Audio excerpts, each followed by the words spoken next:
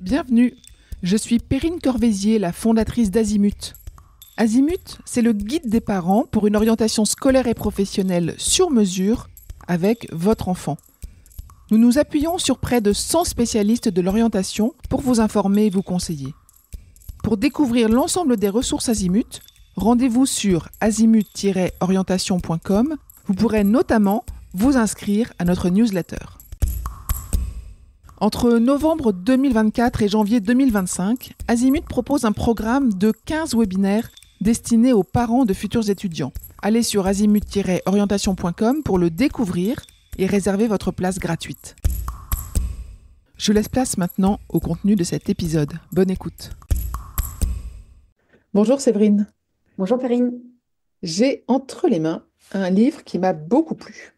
Je viens de le terminer. Il s'appelle Aider votre ado à trouver sa voie sans drama. Et le sans drama m'a beaucoup plu.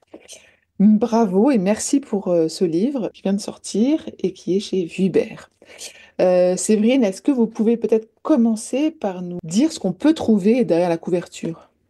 Oui, bien sûr, avec plaisir. Déjà, merci pour ce partage, ce retour sur le livre.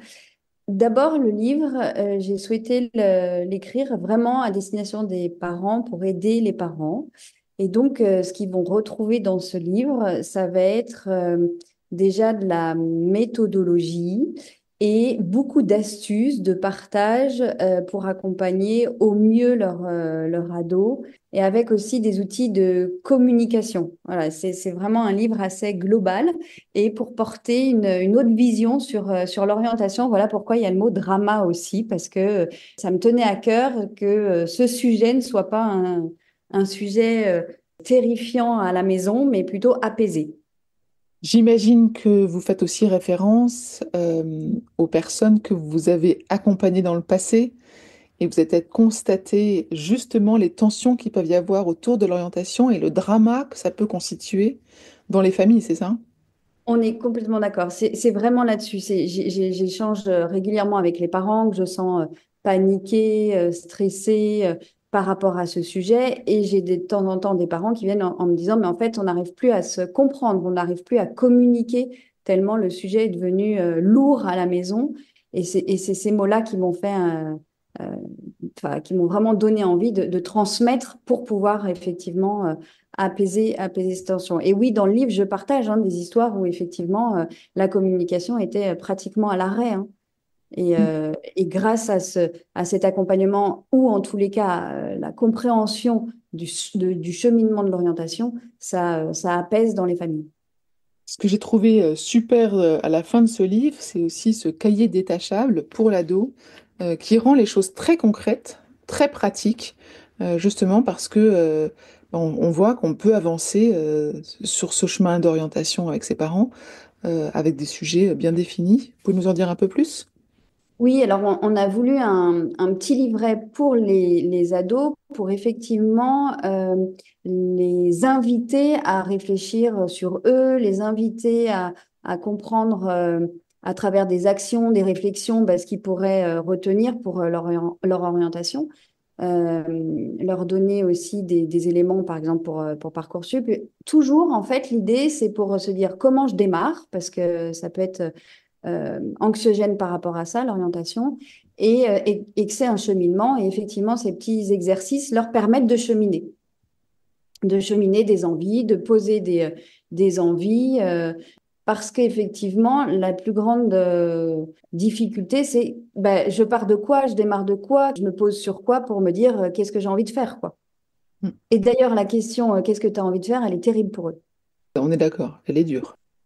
Très bien, justement, je me disais à qui s'adresse ce livre? Parce que j'imagine que c'est les parents qui ne veulent pas vivre de drama. Ça, c'est une chose, mais c'est les parents d'enfants qui sont peut-être en quelle classe et dans quelle situation? Alors, effectivement, c'est très large parce que dans ce que j'expose dans le livre, ça peut toucher des parents de jeunes qui sont en troisième, qui peuvent se poser déjà la question s'il y a une orientation d'un bac pro ou d'un bac technologique, d'un bac général. Et ça peut aller jusqu'au master, puisque en fait, les étudiants commencent une voie. Alors d'abord, ça peut leur convenir ou pas. Et puis, ils arrivent à la fin d'un bachelor, à la fin d'une licence et peuvent de nouveau faire des choix de qu'est-ce que je fais par la suite. Donc, ça balaye de la troisième au master. Ça peut être des enfants éventuellement en difficulté, comme ça peut être des enfants qui n'ont juste pas d'idée. Donc, c'est assez large.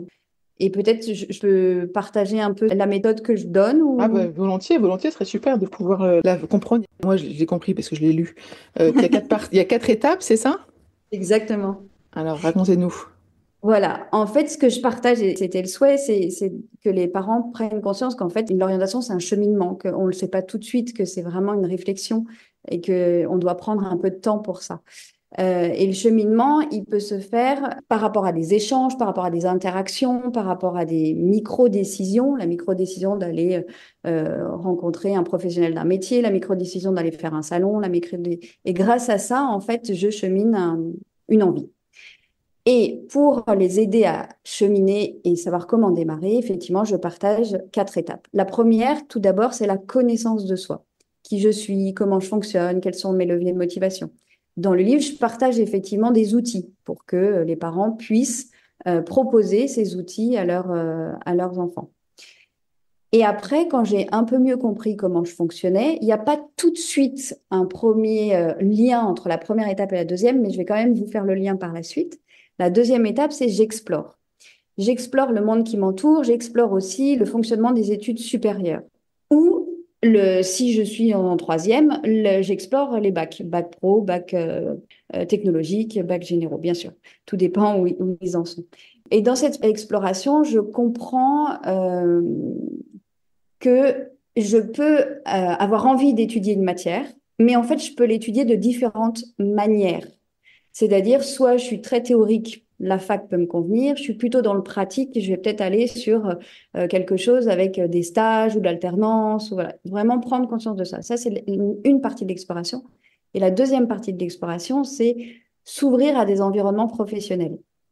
Donc, effectivement, je peux faire des enquêtes métiers ou regarder des sites sur des métiers, faire éventuellement des salons où il y a des représentants de métiers et évidemment des stages. Donc là, je partage vraiment tout ce qu'on peut faire pour aller explorer. Et quand j'ai bien exploré, la troisième phase, c'est je clarifie un peu plus parce qu'on a l'impression que notre enfant, il a tout exploré, il a bien compris les choses et que bah, ça y est, il peut décider. Sauf que de temps en temps, ils arrivent avec une idée et si on les questionne un peu, en fait, c'est un peu vide. J'avais une jeune fille que j'ai accompagnée qui me dit, ah, mais moi, je veux faire cette école, c'est génial. Je dis, d'accord, alors dans cette école, qu'est-ce que tu vas apprendre et comment tu vas l'apprendre? Quelles sont les matières que tu vas étudier? Et là, elle me dit, ben, je ne sais pas en fait. Moi, j'ai adoré l'ambiance, j'ai adoré les valeurs, mais je ne sais pas exactement ce que je vais apprendre. Et donc, attention, on clarifie pour être sûr de qu'ils ont compris, c'est vraiment ce qui va se passer ou pas. Et si c'est pas ça, ben, on reprend l'exploration. Et puis aussi prendre conscience que de temps en temps, il faut bouger, il faut déménager ou le coût, voilà, vraiment clarifier pour savoir si tout est OK.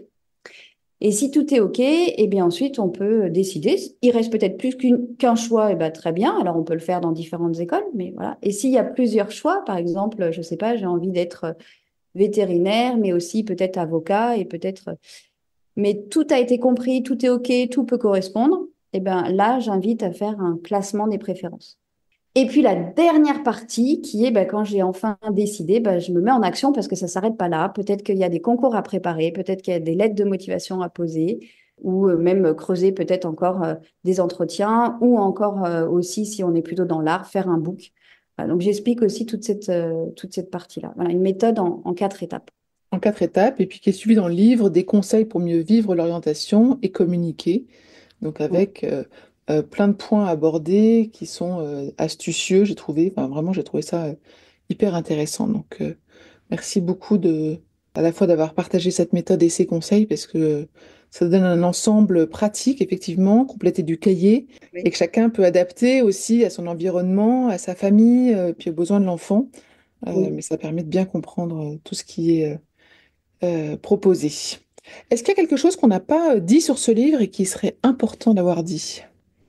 Alors, je ne sais pas si on l'a bien évoqué, mais le regard que je pose, c'est un regard positif. Pour moi, il y a toujours une solution. À un moment où on se dit, oh là là, là, c'est cata, prendre le temps de se poser, de voir la situation d'un autre regard et de se dire que en fait, si c'est pas immédiatement, peut-être que ça prendra un peu plus de temps, mais que c'est possible. Et de voir l'orientation sous un autre regard. Voilà, c'est vraiment oui, le souhait que j'avais envie de partager dans le livre. Pour qu'on comprenne qui est derrière le livre, il y a vous, Séverine, peut-être raconter ce que vous faites au quotidien, ce que vous proposez?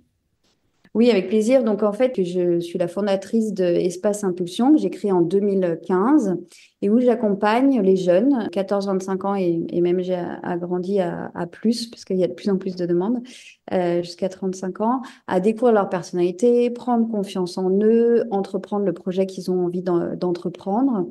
Et donc, effectivement, cette méthode que je partage, c'est ça, c'est connaissance de soi.